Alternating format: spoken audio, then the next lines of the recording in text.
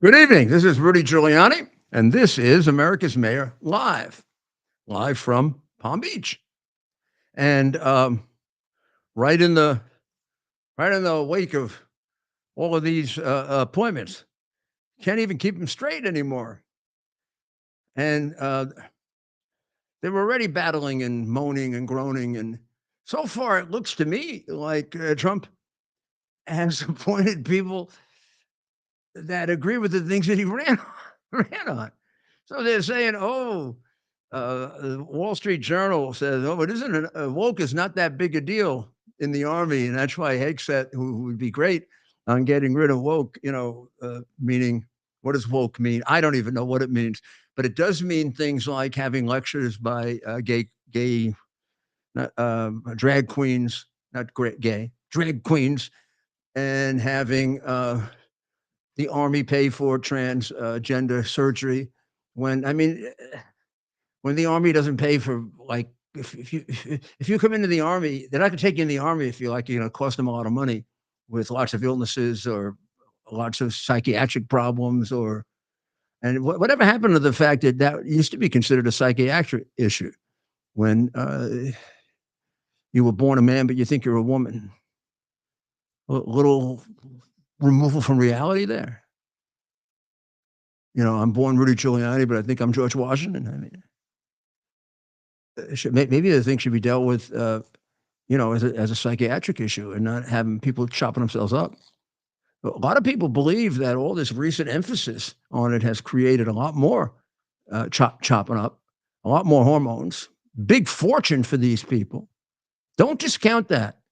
You think the climate thing is legit? Even if it's a little bit legit, it's exaggerated dramatically so they can make billions. So Gore can make billions and all the rest of them.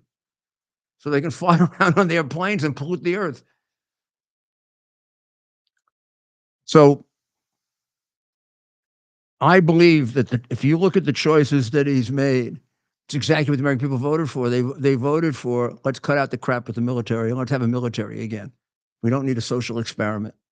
We don't need a guy getting shot in a foxhole and the 5'6" woman can't carry him the 4 miles so they can live, but the 6'2" guy could.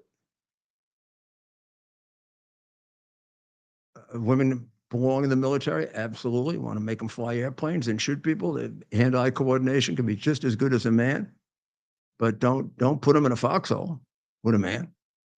Put a man in a foxhole with a man, so they got a better chance of surviving. Let them do other things.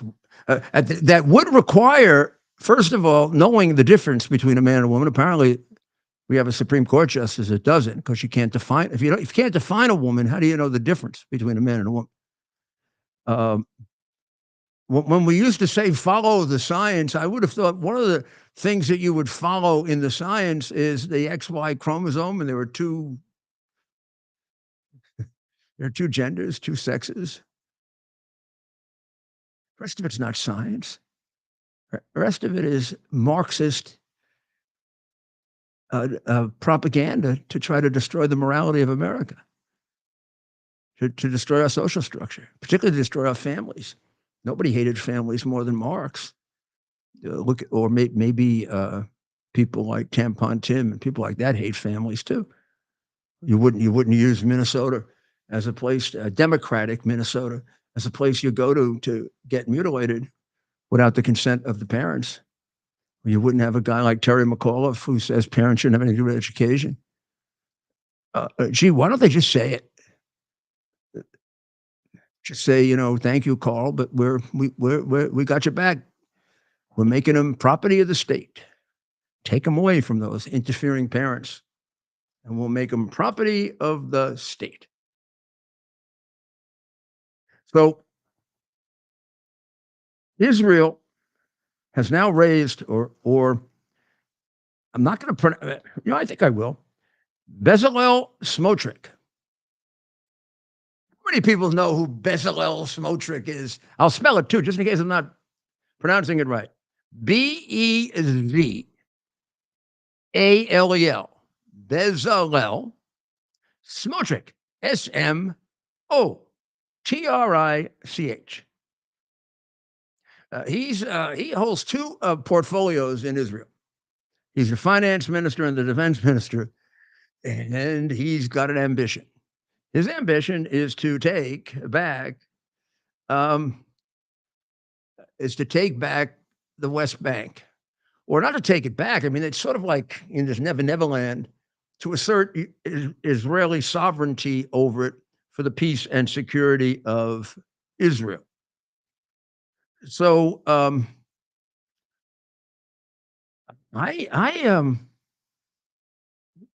and they're all upset because Huckabee has been in favor of this. I don't remember that coming up when we ran for president. If it did, I would have agreed with him. I never thought they should give it back.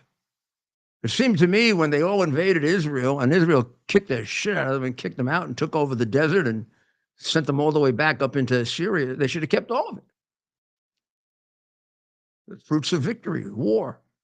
And they should have taken care of the Palestinians. They lost the war. By the way, the Palestinians come from their country. There is no ethnic group known as Palestinians. It's a fiction of Marxism. It's a fiction of propaganda. No such thing. Doesn't exist. Amazing. Palestine was a name that was thrown around and used in various parts of Judea and Samaria and Israel. Often, it was in that little place where Gaza is because there's debatable history that it comes from the Philistines, and that the Philistines inhabited that uh, rather desirable perch on the Mediterranean, and then it became Palestinians. And but if just Arafat said, well, what? Arafat at one point he said he sort of created it. He was an Egyptian. He created the Palestinian people just to attach it to a place. But and then they found out that if then nobody wanted them, so they went to Lebanon, got rid of most of the Christians in Lebanon, and ruined Lebanon.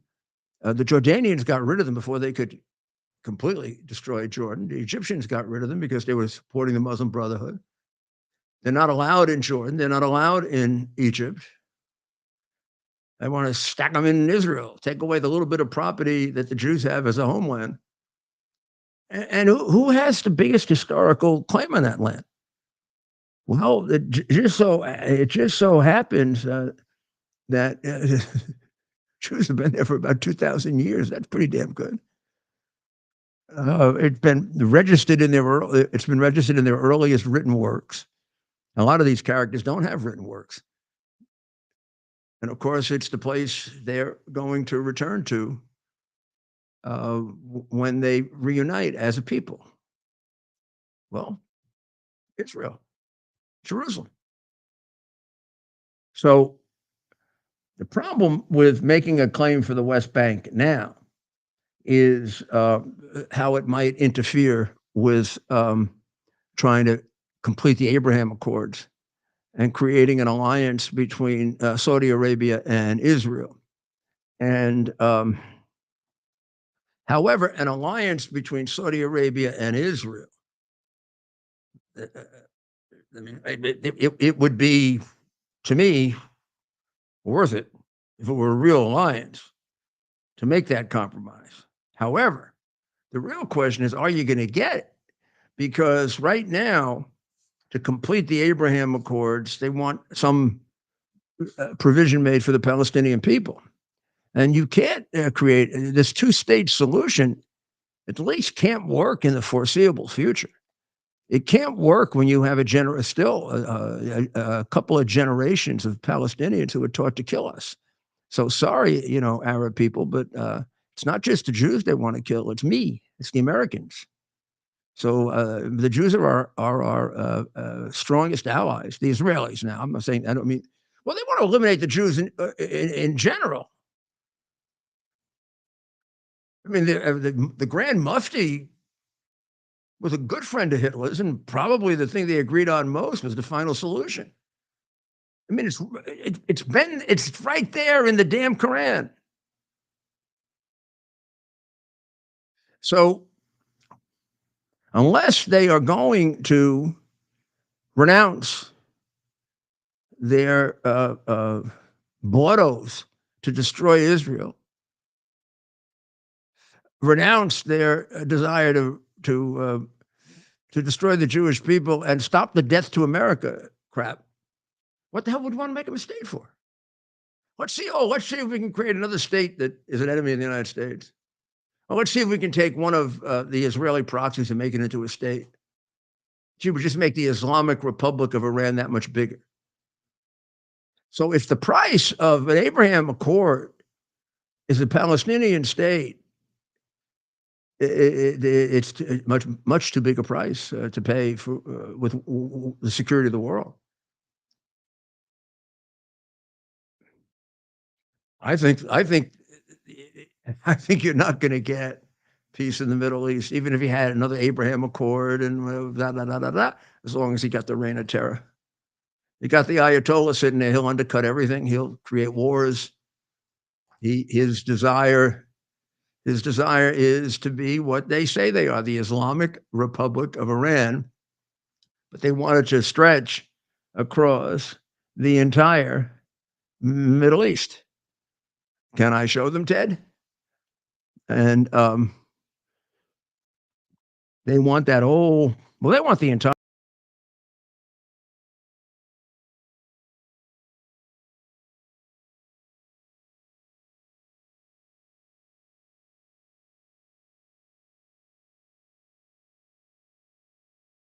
Maybe somebody's got to talk sense to the Saudis. Unless you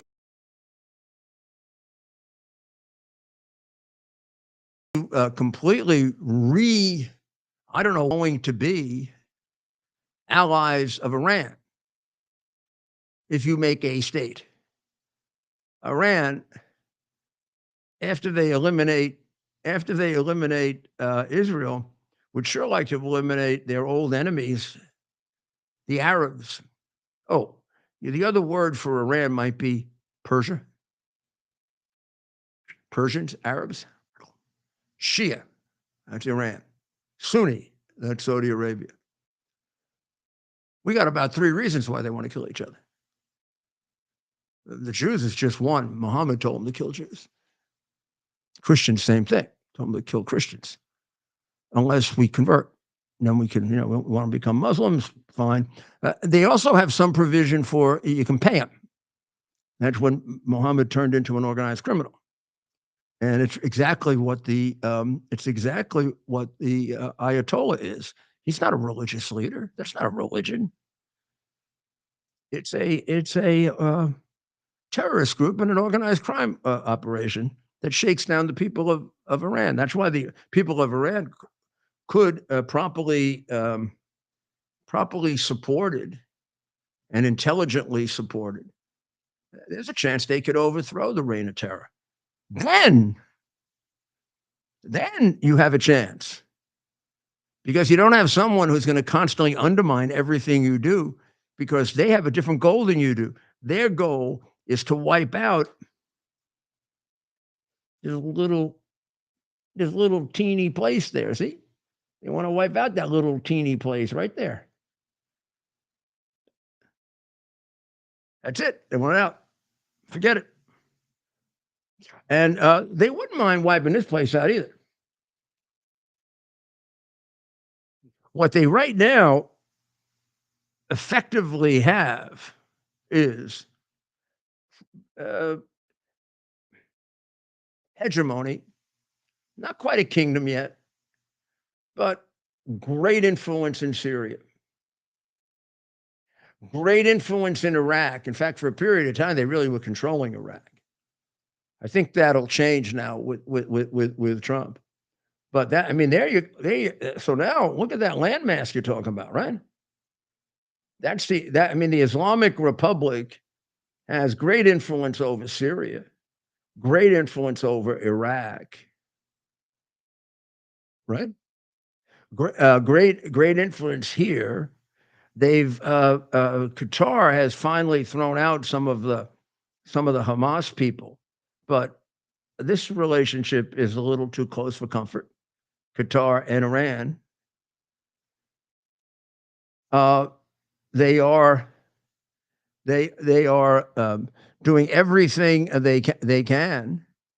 They're doing everything they can to create a close relationship with Turkey, which has become a much more of a fundamentalist, extremist uh, Muslim state under Erdogan.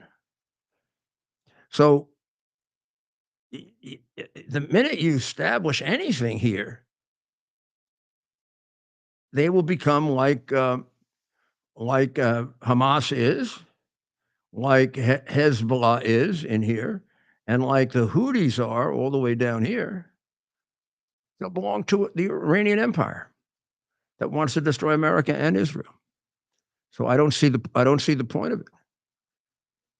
I just think that the and maybe putting the West Bank on the table, maybe it becomes like a bargaining chip. It would be really hard to pull off, given how it would break down the ability to put together further alliances for Israel. But then you got to weigh that against the fact: are you going to get those alliances so long as Iran, as so long as Iran continues to exist? The relationship between Trump and Putin is going to tell us an awful lot about what we can do with Ukraine, because it was one thing when he was president last time, and the very fact that Trump was president deterred Putin from going into uh, Ukraine. Remember, he went in 2014. That's under red line Obama. 12 red lines, and then pee in your pants and don't do anything, and show people what cowards Americans are. But we're not cowards; they are. Uh, Anytime anybody says to you, "Oh, Trump says he wouldn't have invaded under Trump. Trump is just," well, you just tell them, "Hey, just tell me the following, open-minded person. Um, Putin likes to invade, right? He likes to grab territory in order to recreate. People say the Soviet Union. Wrong. He wants to recreate the Russian Empire. There's a difference. You gotta read about your enemies. You got to study them. You got to make determinations about them. To catch a crook, you got to think like a crook. To beat a dictator, you got to figure out what his next move is going to be. I don't think he wants to recreate the Soviet Union, and I don't. There are parts of communism I don't think he likes, particularly the destruction of nationalism. I think he likes Russian nationalism, and he wants to use it in all the wrong ways. But that means that Ukraine is definitely, from his point of view, it's Russian. They're Russians. That's his point of view. Now, historically, that's a 1,000-year dispute, and the answer to it is, before this all broke out, a good portion of Ukraine is Western and really desires to be connected to the West. And a good portion of Ukraine was happy with its relationship with Russia. And basically, it breaks down East and West, right? The closer to Russia, the more they would vote for the Russian oriented Ukrainian party. The closer to the West, the more they would vote for the Western oriented Ukrainian party. Now, Putin changed the dynamics there. Right now, he's got more enemies in Ukraine. He's got more territory than he's ever had, but he's also got more enemies than he's ever had. He even has enemies in some of the places that used to be very pro-Russian, like Kharkiv, which I tell you about because I know Kharkiv really well. And they were pro-Russian until he invaded and started killing them. and they thought maybe he should have talked to them first. And they have successfully warded off him. But I think before he gets to the bargaining table, he would love to take Kharkiv. He'd love to have Kharkiv on the bargaining table. And what he's doing right now is trying to push the envelope and grab even more territory. Exactly how you solve this will doesn't have an easy answer. I'll give you a couple of ideas about how we do it, and then we'll see. We got about the best negotiator America's ever had to try to figure this out, but this is a this is a more difficult problem than Israel. Problem is a question of will in Israel. Are you willing to take out the reign of terror? You stay with the reign of terror, ink won't solve the problem. Get rid of the Ayatollah, get rid of the reign of terror, put a democratic government in there, a government on laws, keep the damn Shah out. Some idiot today I heard said, "Oh, let's bring the Shah back." Yeah, let's restore a monarchy. Oh, that's great. Yeah, let's restore a monarchy. When the hell do we ever have a revolution for a monarchy? Nobody ever does a revolution for a king. What are you crazy? And okay, the Shah was better. Of course he was. And should they have left him there? Yeah. But now that he's gone for several generations, you're not going to put some thieving crook monarch on the guy stole half of Iran. He and his wife and all their relatives, they stole half of Iran. They also killed a lot of people. What is it, Savak? They're they're undercover police, which are really the Iranian Guard are just an offshoot of that. And the Shah himself, the original Shah, tough guy. The Shah himself was a very indecisive character who didn't know if he should be a vicious potentate, and sometimes was, or he should try to be a kind monarch. Sometimes he was, but he was always a thief. That's ridiculous to restore that. I would imagine, that would be like the 51 spies. That would be exactly what they would do. They'd bring the Shah back. Oh, yeah, that's great. So instead of having absolute total domination of people's lives and a complete and absolute homicidal maniac dictatorship, let's have a middle of the road dictatorship where they don't really have any rights and we don't kill as many people, but we'll kill some. And we'll imprison them in dungeons but not as many. And we'll act nicer and we'll be more friendly with Israel. And this, I don't know where this idea to bring this guy back. And also, if you ever listen to this guy, the father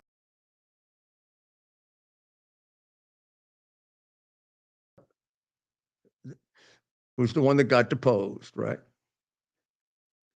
He actually threw his father out, but he didn't do it. The CIA did it. He couldn't have done it.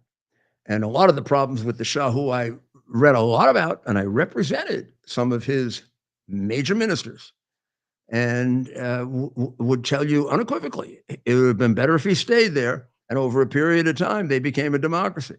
But I would not put it, if he were alive, I wouldn't put him back. Uh, he was a deteriorated gene pool from his father. This guy,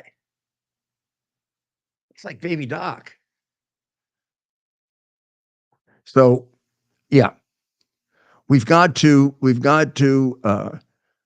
get an alternative in Iran. There's a great alternative with the United Resistance Organizations. But in any event, we got to get rid of them. And that's how you're going to solve. That's how you're going to solve is the Israel-Palestinian problem, because until you get rid of the reign of terror, it's not going to get solved. And if you're going to solve it, make sure you solve it with a solid government that doesn't get overturned again, like we often do, because our intelligence is for. We'll be back shortly.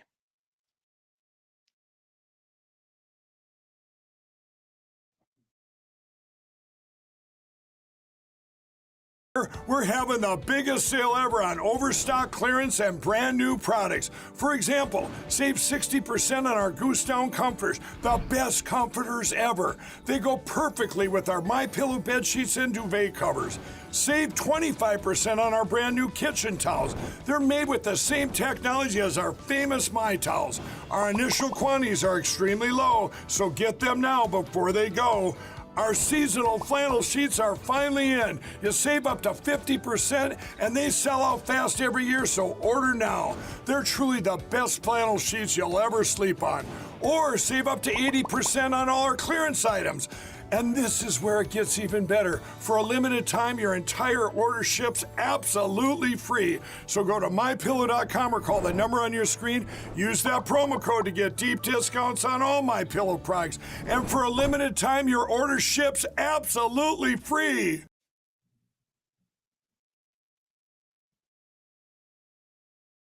Here we are, pretty much at the beginning of the process here at this pristine, I call it a laboratory. It's not like a factory, it's like a hospital. This is the beginning of the process for roasting. Deep grain, very good quality. Most people don't use this quality. We deal with small farmers because we like to know who we're dealing with. They give us the highest quality, all organic, non-GMO. You should know all Arabica beans, no Robusto, all Arabica. They're going to go into the roaster, and it'll get roasted for about 20 minutes or so.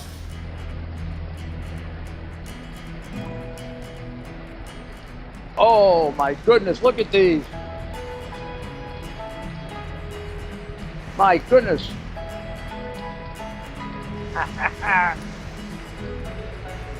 You're going to want to specially order these.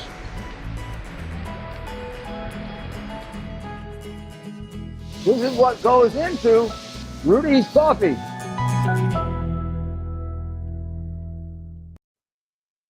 Well, welcome back to America's Mayor Live.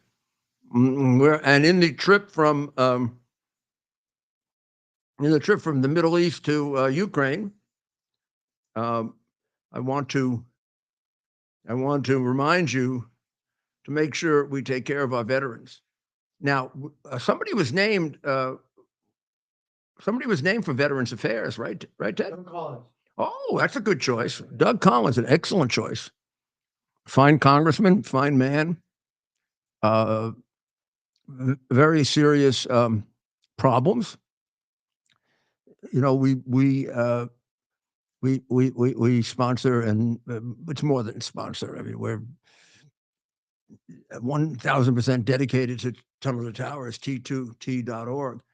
But one of the things Tunnel to Towers has now taken on, in addition to taking care of those families who lose a loved one in the military or in the law enforcement, and making sure their mortgage is paid on the home, or they have a home, or they buy them home, and taking care of the ones who are paraplegics and people who have become catastrophically injured, and building smart homes for them, and still working with and taking care of the people who are injured and are suffering because of the injuries that lingered on after September 11 that were quite serious. So they've now taken on the project of veterans homelessness. I think somebody like Doug Collins, that's a real good choice for someone to take on a big mission like that. What a team. I mean, what a really great team. It's a team dedicated to the military, not dedicated to creating some kind of a DEI fashion show. I mean, what totally diverse. If it's totally diverse, you got to have children in it too. I mean, it's an absurd concept. Or certain organizations, certain businesses, certain institutions exist for a certain purpose. What does the military exist for? To be prepared to be the best fighters, killers in the world. And the better they are, and the more respected they are for being killers, the greater chance there is they don't have to kill anybody. I mean, you don't have to be a genius to figure that out. We do not protect ourselves by having lectures given by drag queens.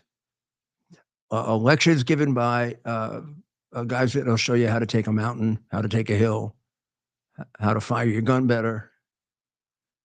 Oh, maybe how to deal with some of the fears, maybe working with some of the PTSD. Those are all good things.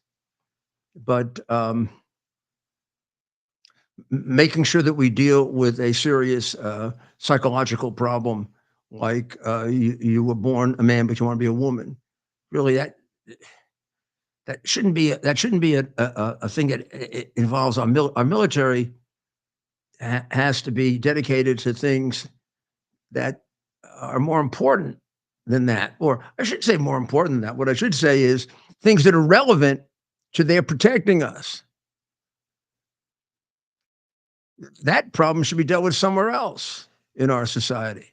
That's why we have other agencies that take care of health problems.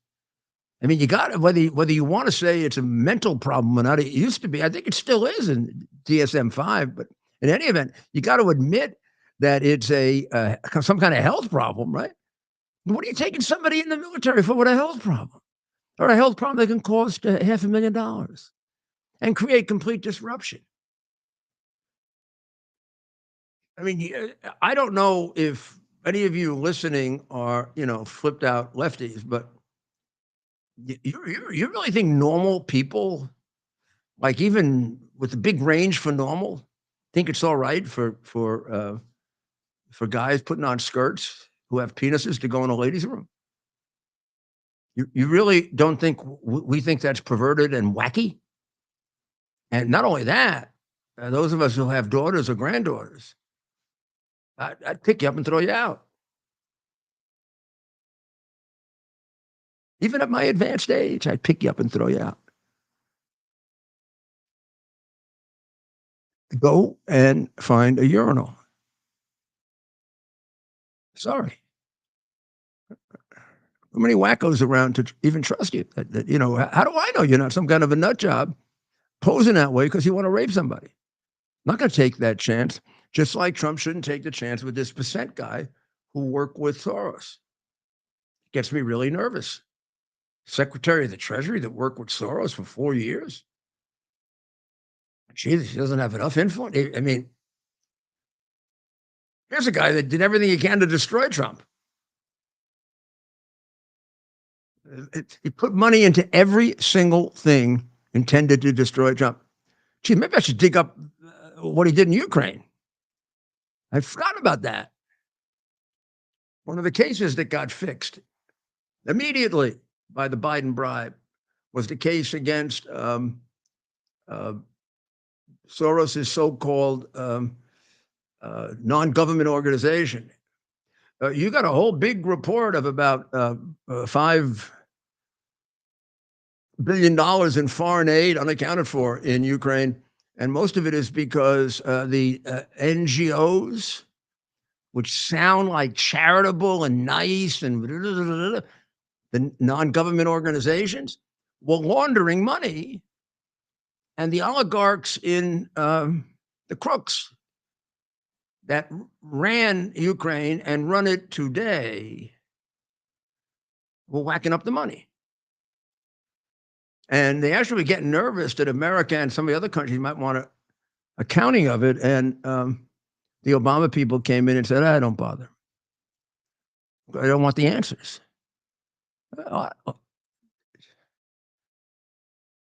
So there's Ukraine. See it?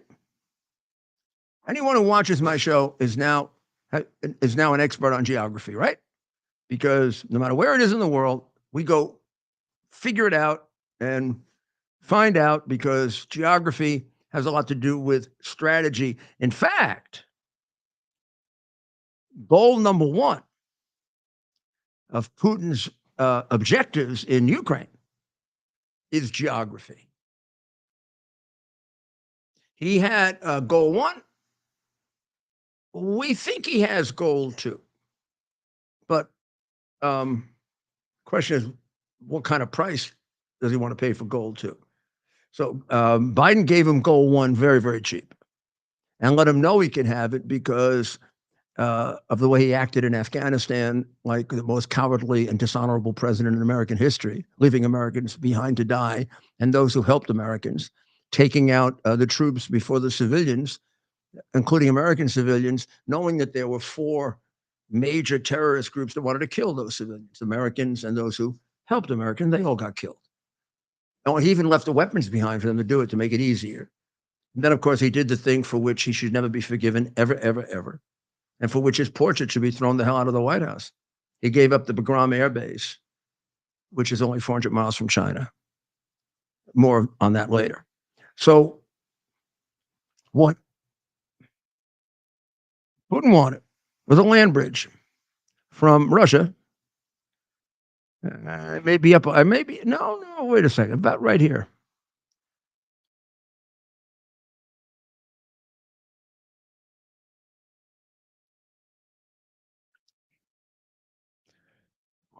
A land bridge from Russia. Take them right down here. It's a little off the map, but that's where Crimea is, right there at the bottom. And let's make it a little darker. There's where Crimea is, right there. Okay. So now this is all theirs. Sorry, it's a little less. We can bring it in just a little bit more. Remember, this city Kherson, you've had to remember, there have been so many battles for Kherson, back and forth. I mean, the Ukrainians had it, the Russians had it, the Russians have it again. The Russians are trying to move closer and closer over into here because ultimately what they'd like to do is get themselves all the way down here. Now, I don't think if we move fast enough, that's going to happen. So that's what Russia has right now. To counter that, a couple of months ago, pretty smart thing. I'm not a big Zelensky fan, as you know, but it was pretty smart. He went and took Kursk. That's in Russia. See? Right in Russia. First time anybody's invaded Russia since Hitler. Just killed 3,000 or so Russian troops there. Now he's going to face the music for that, and we'll see how he handles it. The Russians have brought in 10,000 North Koreans who are going to join him to take Kursk back. They're not using their own people because Putin is furiously trying to, even if he gets another, couple of cities, those are giveaway cities. He knows there's going to be some trading going on here. And unless he's going to be totally irrational and unreasonable, he knows he's never going to give it all back. But I don't think he's going to be able to make a deal with Trump if he doesn't give some of it back. So he's going to have to give some of it back, not give it all back. Zelensky's going to have to accept the fact that he just can't get Russia out of Ukraine completely. He can cut them down, but he can't get them out. And he can get a non-aggression, very solid non-aggression agreement with some backing, from the West. You say, well, why not let him win the war? Well, look, I would love if he could win the war. I am not an isolationist. Never have been, never will be. Do not believe you can be an isolationist in a world that is this complex. The rest of the world affects us. We affect the rest of the world. And if we become too much of an isolationist, we leave a vacuum that China will fill. On the other hand, we don't have to be crazy interventionists, and we have at times been that, without thinking out the consequences of why we're doing it and how we're doing it. And I don't think anybody argued, I don't remember at the time of the weapons of mass destruction given to us by the 51 spies who lied, that if you take out Saddam, who's going to balance the Ayatollah? Since they had just fought, what was it, 7 or 9 year war to a tie. They went back and forth right on the border, and they ended up in the same place. That's a pretty good check on Iran that we're not paying for. With a maniacal leader, but a different kind of maniacal leader that didn't have all of the imperial pretensions of the Ayatollah. We don't have that cushion now. We got to create it for ourselves. So if you want to do what several writers in the Wall Street Journal were urging, very good people, very smart people I would ordinarily agree with, we can't let Russia win. Ukraine has to win.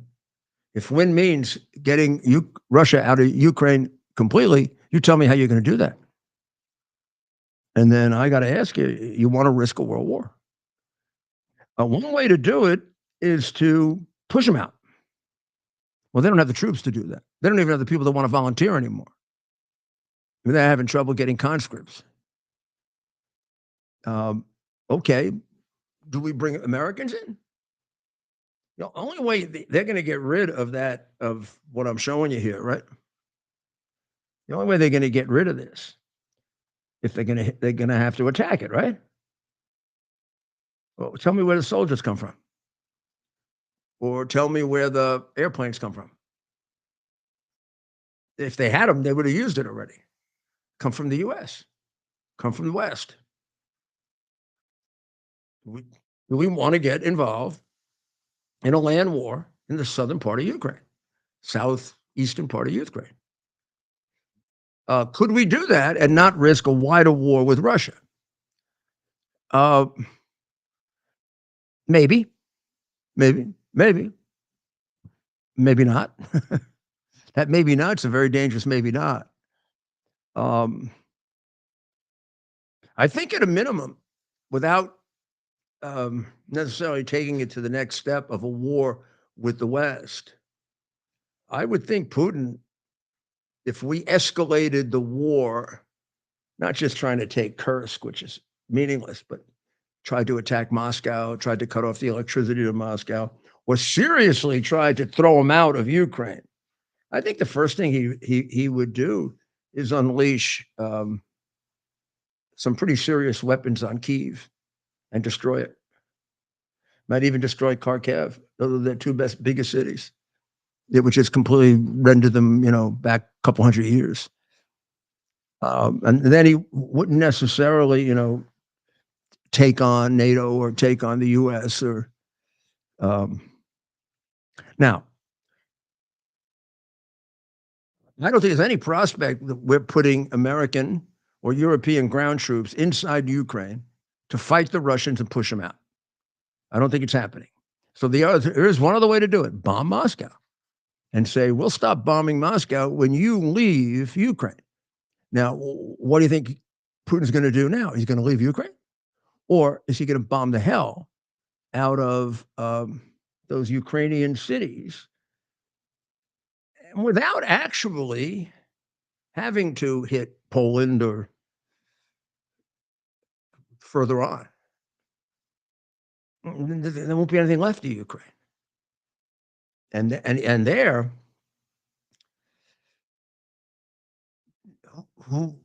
whether Putin's an evil genius or not, you bomb his capital city, of course he's going to do a maximum response, unless he's really a paper tiger.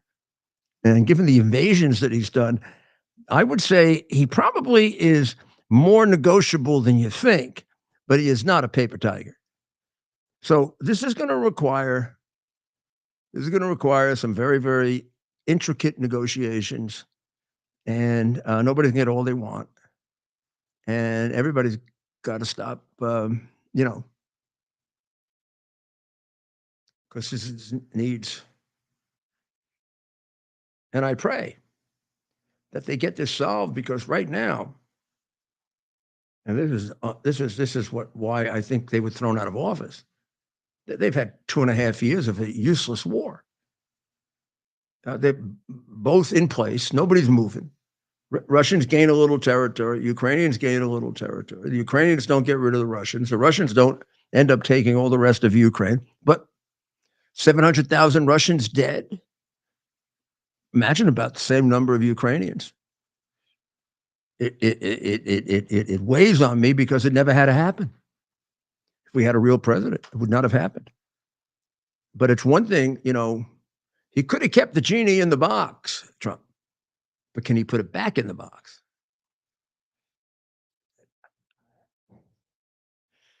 We'll pray for him. And if anybody can do it, we got the right guy at the plate to do it.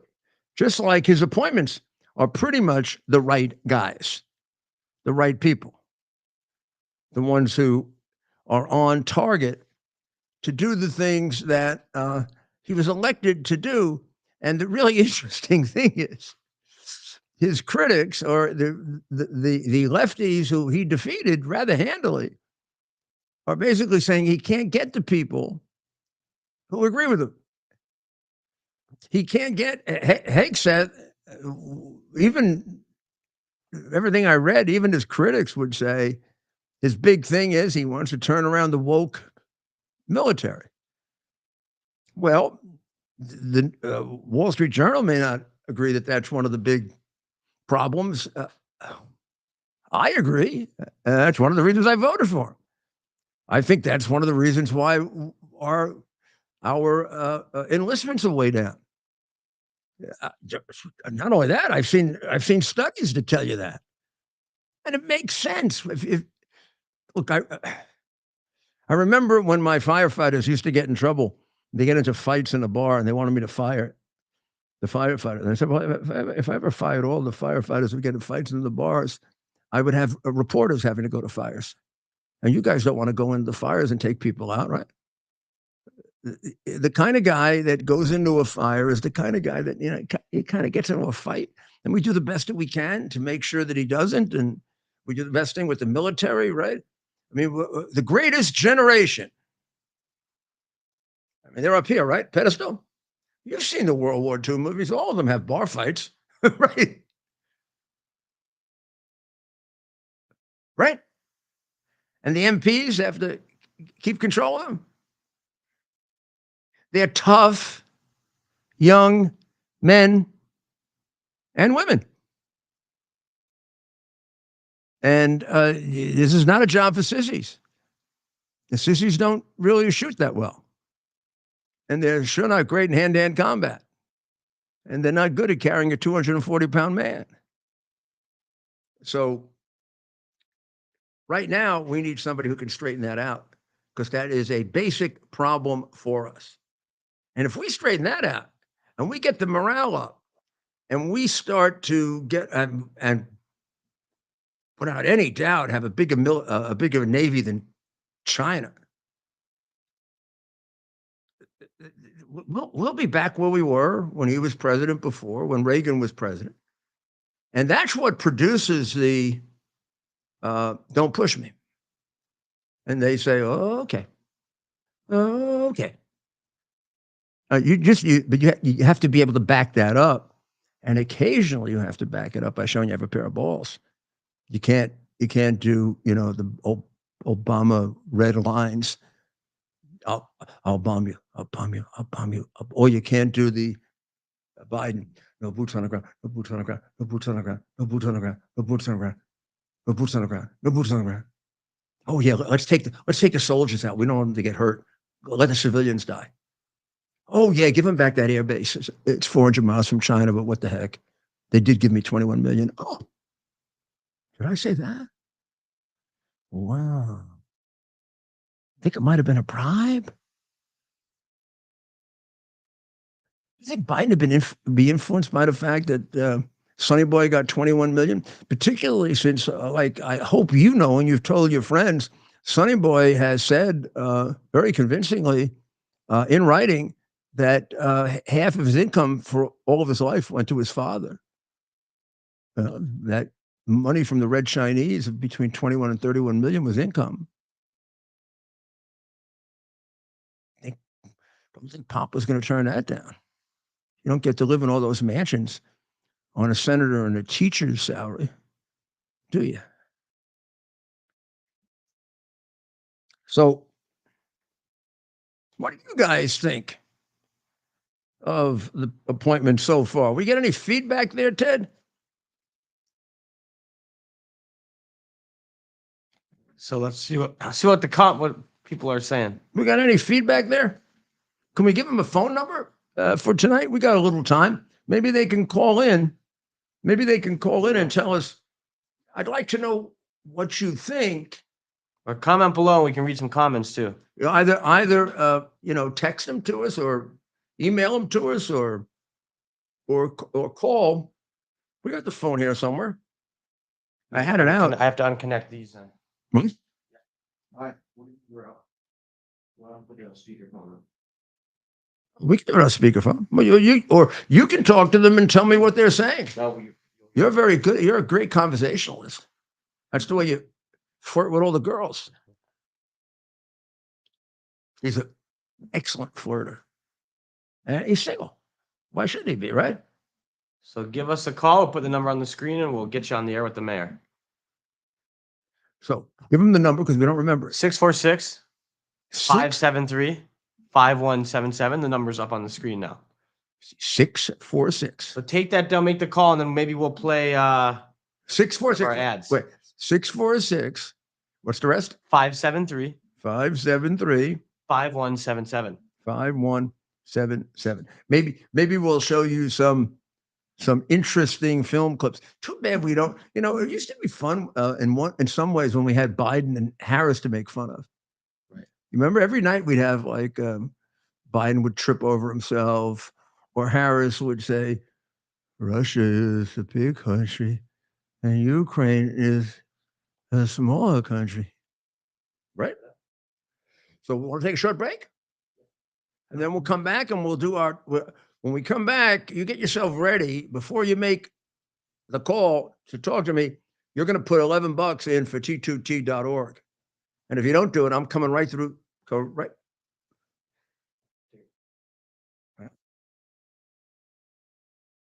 Cancel culture is the new normal. Online freedom, as we know it, has ended. Digital stockades are here. All activity is monitored, stored, and predictively analyzed by a technological cartel. We're being converted into a digital resource, a digital currency to be farmed for metadata and loaded into a computerized combine, blockchained to a social engineering operating system. However, it doesn't have to be this way. Be part of a new technological revolution. Right now, 1,000 test pilots have launched themselves into a new digital frontier, a private network outside the big tech control. New technology with state-of-the-art digital engagement and never-done-before security and privacy features that are now operational. With Quick's digital engagement, entertainment, communication, and commercial exchange will never be the same. We are QUX. Quicks. Advanced pre-release sales are limited to 3,000. Order now by visiting quicks.tv. Get yours now before they sell out. Be part of a brand new online experience that you control.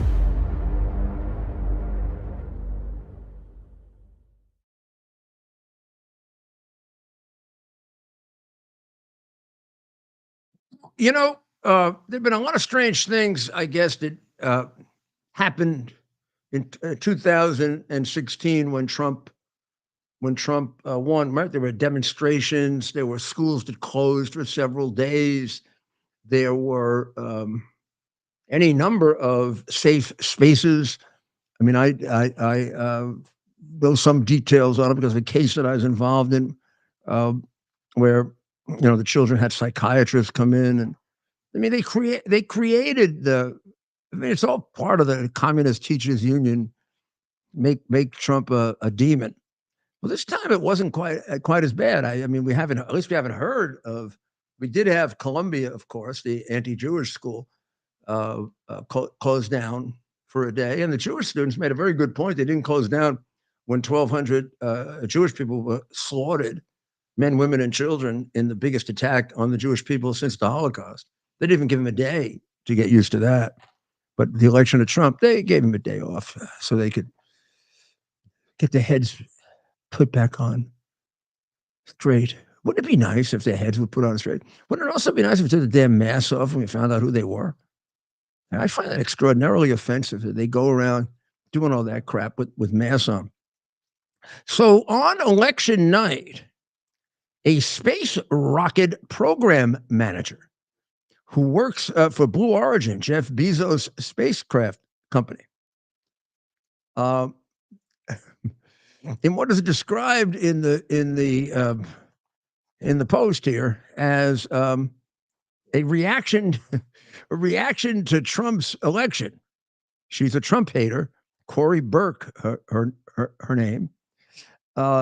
She allegedly strangled, bit, and hacked her 67-year-old father in their Seattle home that they shared.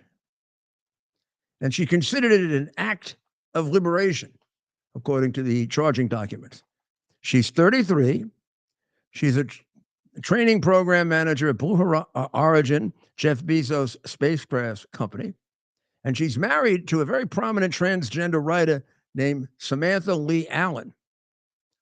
And Allen is the author of the acclaimed book, Real Queer America, LGBT Stories from Red States, and an editor at Them, a Condé Nast transgender news publication. Now, of course, you didn't hear about this on any of the network news because it involves somebody who's married to a transgender person. And it was a killing by a wacky lefty. Had it been the other way around, we'd be going through, 4 weeks of headlines, and Rachel Madcow would actually come back on the air. And now,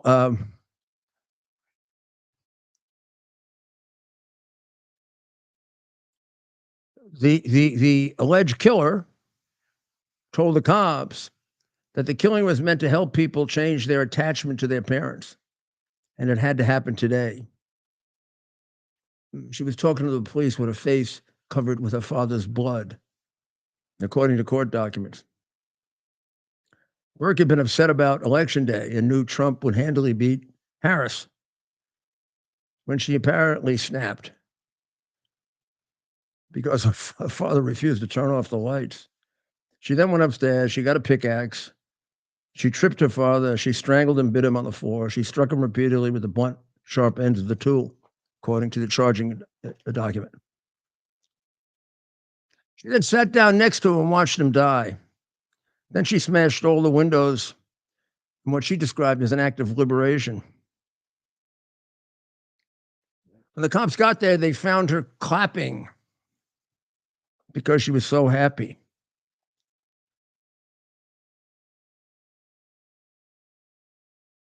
Pretty startling event. Why would they suppress it? I'm telling you, some white nationalist or whatever you call them did something like this. Whoa. Yes, they were covering up until we really got into it. They were covering up all the illegal migrant crimes. You know that, right? Now they're just so out of control. Now you got to put them in percentages. In New York, in the various boroughs, Queens and the Bronx in particular, they're getting up to like 60, 70% of the crime is Biden, Harris, Adams invitees. Well, Mayor, should we take our first call? Yeah, what does it tell me? Let's go to Charles. Charles, you're on with the mayor. Charles is calling us from Indiana. Go ahead, Charles. You're on with the mayor. Yes. I think we did a lot of good appointments. I really wanted to know if you're going to get some sort of appointment in administration. I'm not seeking a job, and no one's offered me one, so I don't think so. No, but I'm very content to do what I'm doing, and I also need some time to fight off the persecution that they put me through for representing Donald Trump, including the completely fixed trials that they had that I have to unravel. I mean, I'm under indictment in Georgia and in Arizona. Should they convict me, I'll die in jail. And these women, where you can see if you want in living color her quadruple counting votes, and the people thrown out of the arena, like I said, and I can show you a doctored tape. Yet they got $145 million, and I wasn't able to put in a defense to the damages. And 145 million, even if I had done what they said, which the video contradicts, 145 million. And right now, if I wanted to send a check to my favorite charity, Tunnel to Towers, they have all my checking accounts tied up. It's ridiculous. So I've got to fight that. I've got to win it so that I can have, some degree of freedom again. And I've got to win it also because I think if you win it and you can illustrate it, you stop them from doing it. I don't think they cheated this time because we made such a big deal over their cheating last time. They were scared out of their minds. But remember, a lot of the establishment didn't want us to talk about the 2020 election theft. They didn't want to talk about it because the Democrats wanted to do it again. So I don't think I would be appointed right now because of all of the extraordinarily unfair, but they do exist, cases against me. And look, there are others in my position also. I'm not the only one, my friend, and I'm not the worst one. Those poor people on January 6th, the ones who didn't do anything wrong, of which there were many. There were some who did, but the ones who did, I mean, you're never going to be able to make up for them the way they were kept in confinement as if they were in Guantanamo. I mean, worse than Guantanamo. You can't make up for having somebody in jail for 2 years because they walked into a Capitol where a cop held the door open for them. I mean, that thing was. Yes, there were some crimes, not anywhere near the crimes that happen at their rallies. All you got to do is take a physical observation of it. Nobody burned anything at the Capitol. Every riot they have, they burn. Every riot Antifa or Black Lives Matter or the Soros-funded people have ends up in something burning. Well, thank you. Thank you for calling, and thank you for thinking of me for public office. I'd love to be able to be in public office, but I think one of their purposes in doing this is to try to. I was pretty damn effective in public office. Go find a prosecutor that prosecuted as many significant cases as I did successfully, or a mayor that's ever reduced crime the way I did, or welfare for that matter, or homelessness for that matter. I'm pretty good at it, but they've shut me out because I'm not. I won't submit to their lies and their desecration of our Constitution. And I would not submit to what they were doing to Donald Trump, which was framing an innocent man. I consider that one of the worst things you can do, to frame an innocent person.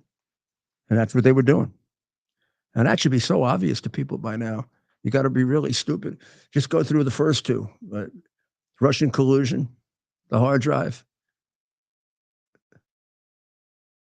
You got to see that January 6th is falling apart, that it was a massive, massive exaggeration by Pelosi and her Hollywood daughter and the FBI, who won't even tell us how many FBI agents were in there. Or how about telling us how many Antifa people were in there? I have a pretty good idea. I even gave you evidence on it. Or how about we solve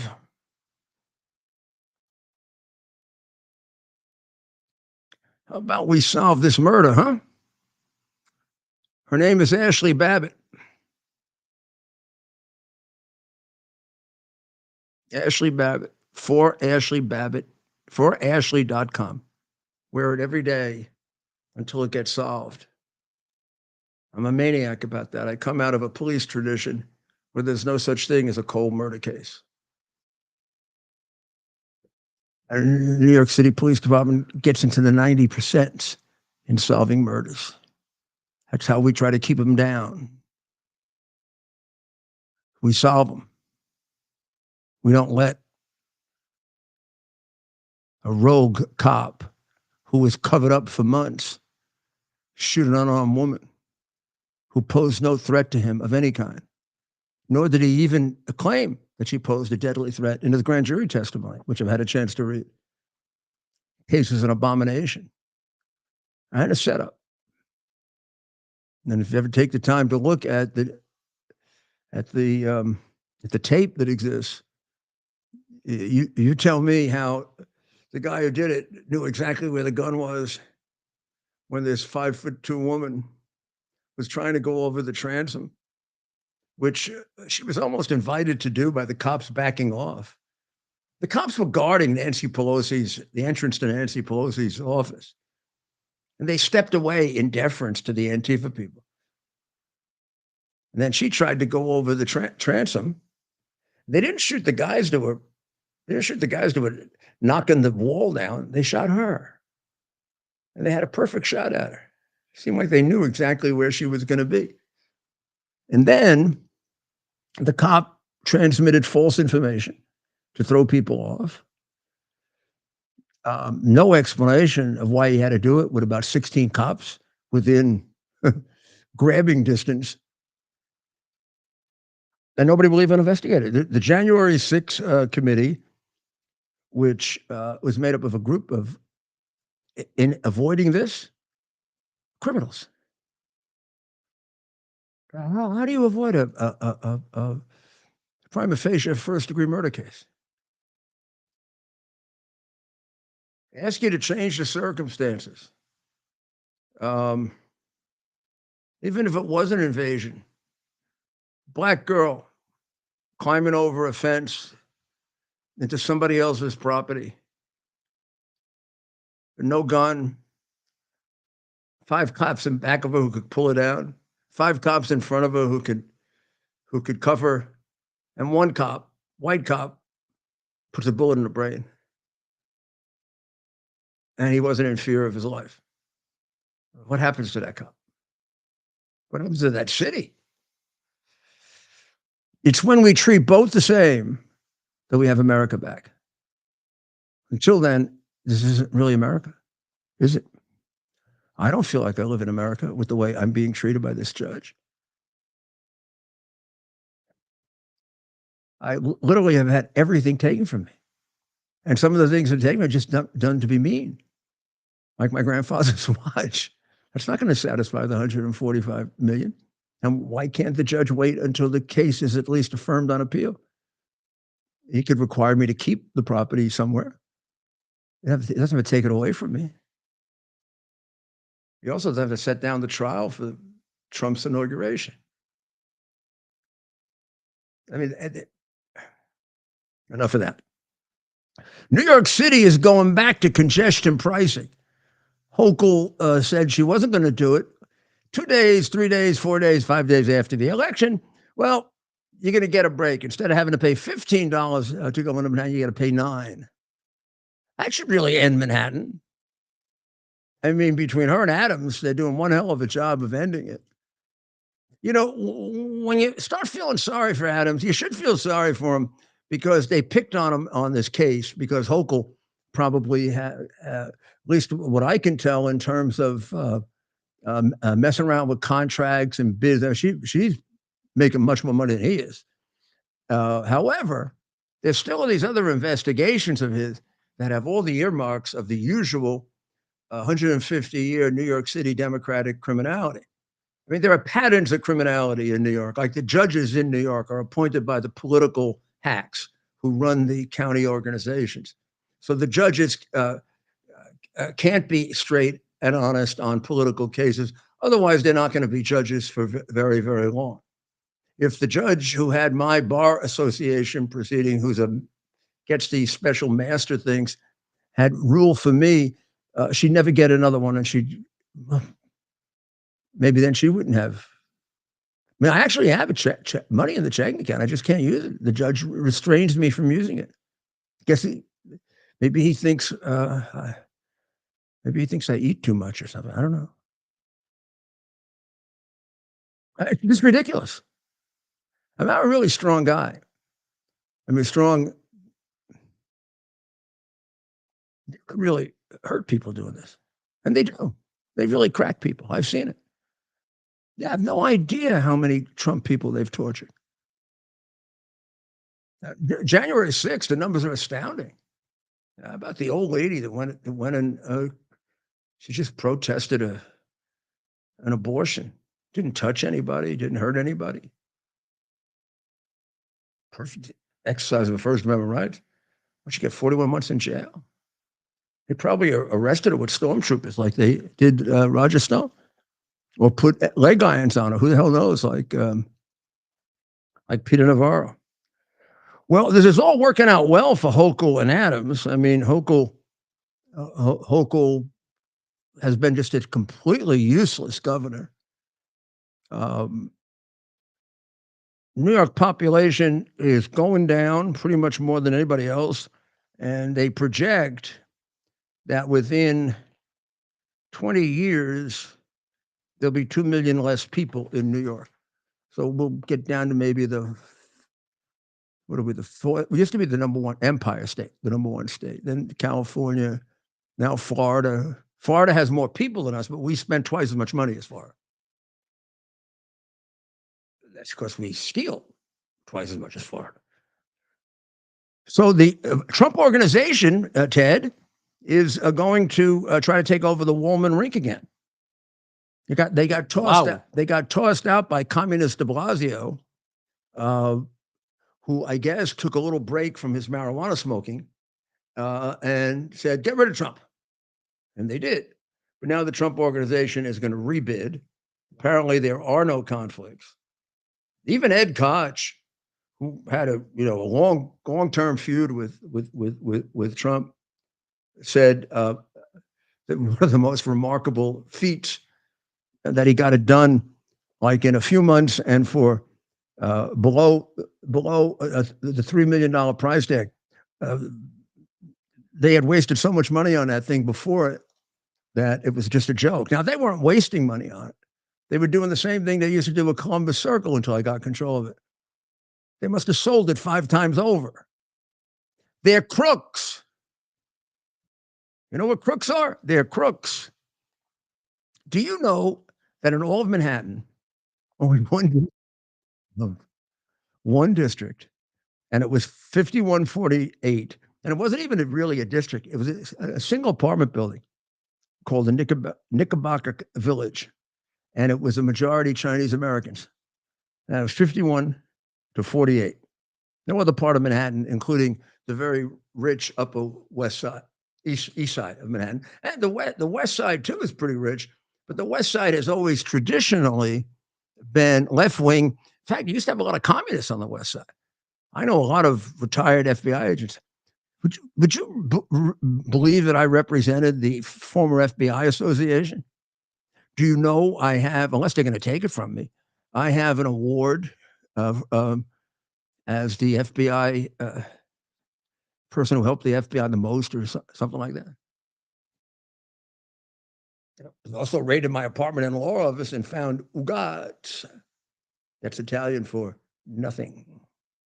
Not a single incriminating thing. They left the only incriminating thing with me, Hunter Biden's hard drive. And I had the two versions, the one with the child pornography and the one without. So this little part of Manhattan, which is basically in the Chinatown area of the city, the Little Italy area of the city, this is the only place that voted for Trump in Manhattan. Now, in the other boroughs, we had a couple of districts that voted for Trump. This is totally ridiculous. But of course, New York City didn't vote for Abraham Lincoln. So, I mean, I don't know. You got to get an idea of how insanely Democrat it is and for how long. And all the Democrats do is, like in Chicago, steal, cheat, let people get killed. Somebody's trying to figure out how many illegal aliens they are. I wish they would come to me. I mean, I used to do this for a living back in 1981, 82, 83, when we had the Mario boat lift and when we had the Haitian invasion. And I don't claim that that was anywhere near as big as this, but the Reagan administration solved the Mario boat lift with a remain in Haiti, really remain in Port-au-Prince policy. We came up with the idea of getting a couple of Coast Guard cutters, putting them on the shore, intercepting the boats before they came over to Florida for any number of reasons. One, humanitarian. A lot of those boats would sink. A lot of those people were completely defrauded. The captains would take their lifetime savings and tell them they had jobs and homes in Miami, and they drop them out at the beach in Boca, and they give them their blanket, and that was it. And then the police would find them walking on a highway, and they didn't know which way they were going, north, south, east, west. And I did a couple 100,000 this way.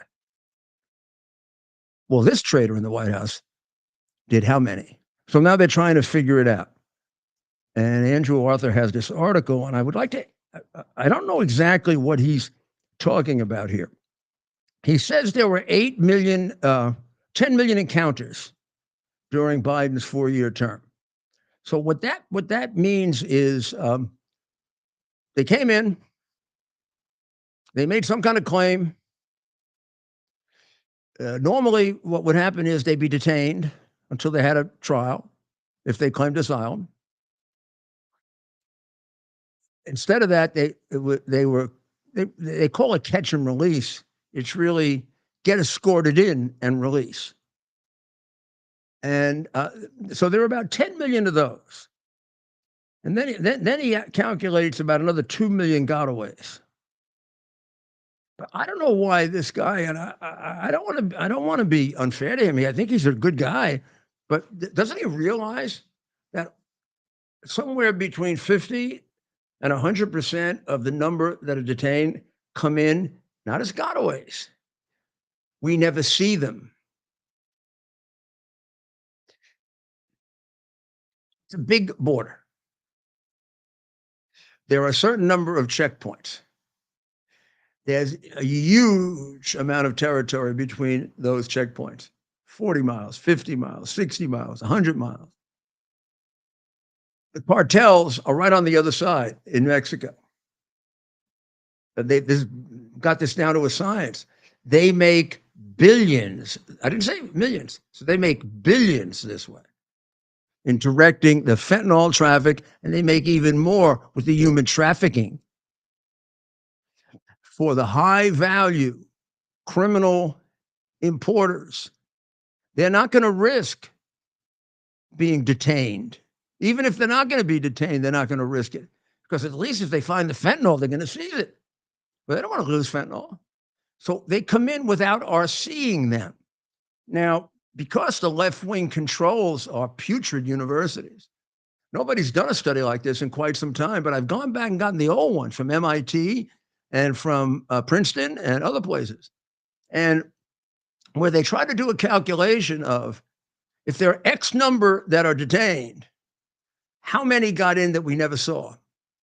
And it ranges, and these are scientific studies to the extent you can do that. It ranges from bare minimum 50% to maximum 200%. In other words, if 1 million people came in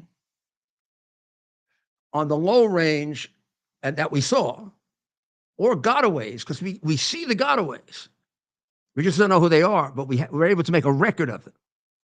These are people we don't see at all because their cargo is too damn valuable for us to see it, or they're too damn valuable. They're like the spy chief who was the partner of the Bidens, who actually provided office space for the first stepmother, Jill Biden. She had a key in the office space of the Red Chinese. Maybe that's one of the reasons Melania is very anti-communist. Maybe she knows that.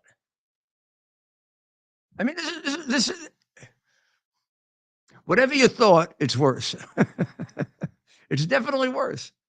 Absolutely worse. So, if these numbers are right, and I think he's being very, very low, and there are 10 million that you can count. How many others? And there are about 2 million gotaways. So now we have to say they're about anywhere from 5. If you want to say 200, you get to 30. But I would say a fair calculation for purposes of figuring out strategy, where I always try to get the statistics right. That's how Comstat works. I would say if you worked on the 15 to $20 million, 20 million people range, you're about right. You got about 10 million you can count, another 2 million you kind of saw, and then you probably got about another 5 million. I'm going to go with the 50% that you never saw, that were brought in by the cartels at points where the Border Patrol is not there. And I'm probably low because at times when the Border Patrol is under maximum stress, as they were like in El Paso at times or over in Arizona, that's when you have more people sneaking in because there's no Border Patrol to stop them. So Trump is inheriting a country with bare minimum 15 million to over 20 million people that weren't here last time he was president. And we don't know who most of them are. And they come from all over. And as the open border continued and became notorious, the people coming in got worse and worse and worse. Because you have to be a really stupid terrorist group not to take advantage of it. You got to be a really stupid China not to take advantage of it. You got to be a really stupid Mexican cartel not to take advantage of it. You got to be a really stupid ISIS not to take advantage of it. You got to be a really stupid dictator not to send us all your prisoners and all your mental cases the way your hero Castro did. It's not like you have to invent it. Castro did it to us. So that's the problem they're taking over. And with Tom Homan,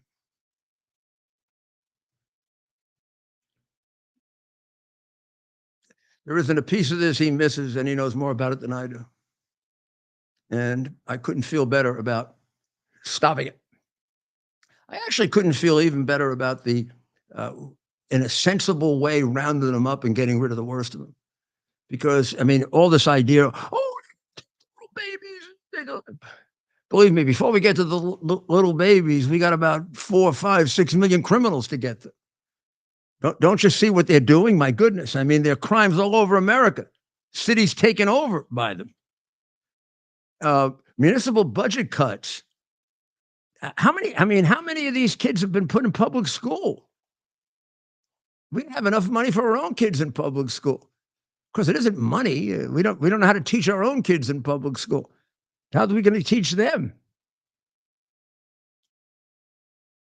Between 1900 and 1950, in all of America, 15 million people came in. That's 15 years. Ellis Island, in 60 years, 12 million people came in. So, but let me remind you about Tunnel to Towers. U.S. Navy Lieutenant Bradley Allen Foster's story is one of valor and selflessness and patriotism. Bradley was born and raised in California, and he was inspired by his father's service He felt a deep calling to serve his country, and he did. He became a pilot in the United States Navy. He underwent air and combat training, and he was awarded the National Defense Service Medal. Bradley's goal was to be the very best pilot and leader that he could be, and the very best husband and father to his wife, Beth, and to his baby girl, Audrey. Tragically, Bradley's promising life was interrupted, really interrupted, and taken away by a helicopter crash off the coast of San Diego, California. Tunnel to Towers provided his family with a mortgage-free home in his honor. Bradley's death is a stark reminder that freedom isn't free. It comes at a steep price, sometimes the ultimate price, for heroes who serve our country and our communities. Show your support for these heroes like Bradley. Donate $11 a month to Tunnel to Towers. That's T2T.org. T, the number 2T.org. Please do it now. This is a very patriotic period of time. We're talking about a government, we're talking about the Defense Department, military, the Veterans Affairs. Give them the support they need. And there really is, whatever your politics, you really, I think, have to realize there is a morale problem in our military of very, very major proportions. So I want you to know that tomorrow we'll probably have a few more of these appointments that we'll be able to go through as this administration starts to shape up. I mean, they really want to get started running, huh? And I think that's a good thing. I think that's a really, really good thing. And so far, although, I mean, anybody's entitled to their opinion about any of these people, you have to say that he's picking people right on point with what he promised, right? So he said he's going to change the military back to a warrior army rather than an equity showplace. Equity means everybody gets the same result. Not everybody gets the same opportunity. Remember, equity is a very, very damaging, corrosive concept. It's you win the race and I get the medal. So tomorrow we'll see what else happens. The Treasury Department seems like an interesting choice there, particularly with a Soros guy hanging around, which gets me extremely nervous. And I want to see what happens to a couple of my favorites. And I just want you to know that I talked to Matt Gaetz today, and I told Matt any help that he needs, I'm there for him. So I want you to know my view on Matt Gaetz, and exactly the same with Pete. And anything they need, I think these are two great choices, right on target for what the American people voted about. And that's what you got to do if you're a good president. You got to follow the people, not the elite. Boy, what damage they've done to this country. And Donald Trump is governing for the people. And finally, we're starting to get our government back. You can feel it. I wish I started feeling it in the court system a little. I'd be able to eat tonight. Now, Ted, we'll make sure that we get scraps from somewhere, right, Ted? Right, Ted? Ted had to turn in the watches today. Yeah. Oh. Nice experience, that Ted. No words. And you've dealt with some of these people. They really are abusive as hell, aren't they? No words. I can't even describe what's going on here. And it's not done. Well, it'll be done. And then now that we have this book done, maybe we'll do a book about it. We'll do a book about how for 4 years... American injustice. Yeah, for 4 years, America became a despotic judicial regime. How about the persecution of Trump and all Trump supporters? That's right. I mean, I really think, and I said this many, many times, that the whole J6 thing is equivalent to the internment of the Japanese people, at least for the large number that did nothing wrong.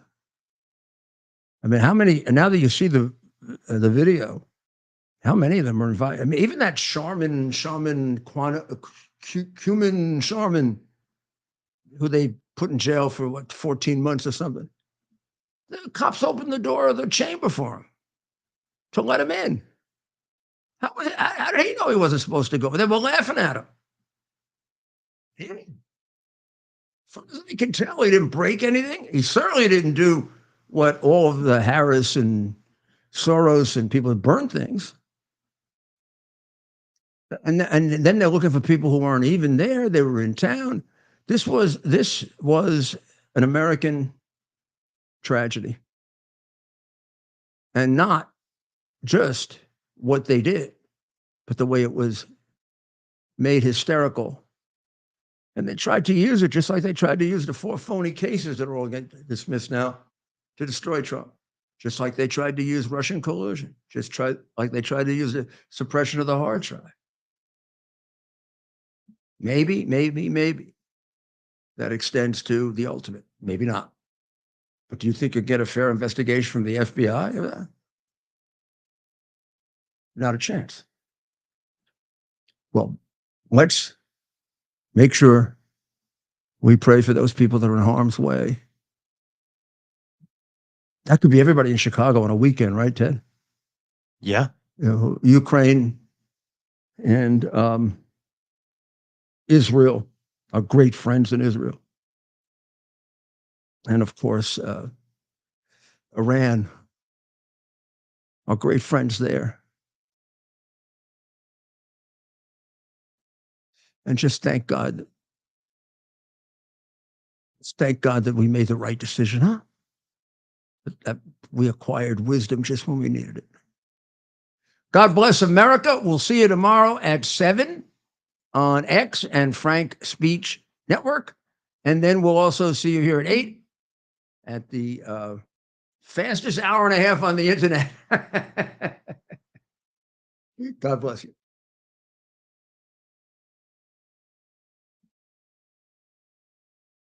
Bear the principle of common sense and rational discussion to the issues of our day. America was created at a time of great turmoil, tremendous disagreements, anger, hatred. There was a book written in 1776 that guided much of the discipline of thinking that brought to us the discovery of our freedoms, of our God-given freedoms. It was Thomas Paine's Common Sense, written in 1776, one of the first American bestsellers, in which Thomas Paine explained, by rational principles, the reason why these small colonies felt the necessity to separate from the Kingdom of Great Britain and the King of England. He explained their inherent desire for liberty, for freedom, freedom of religion, freedom of speech, the ability to select the people who govern them. And he explained it in ways that were understandable to all the people, not just the elite. Because the desire for freedom is universal. The desire for freedom adheres in the human mind, and it is part of the human soul. This is exactly the time we should consult our history. Look at what we've done in the past and see if we can't use it to help us now. We understand that our founders created the greatest country in the history of the world, the greatest democracy, the freest country, a country that has taken more people out of poverty than any country ever. All of us are so fortunate to be Americans. But a great deal of the reason for America's constant ability to self-improve is because we're able to reason, we're able to talk, we're able to analyze. We are able to apply our God-given common sense. So let's do it.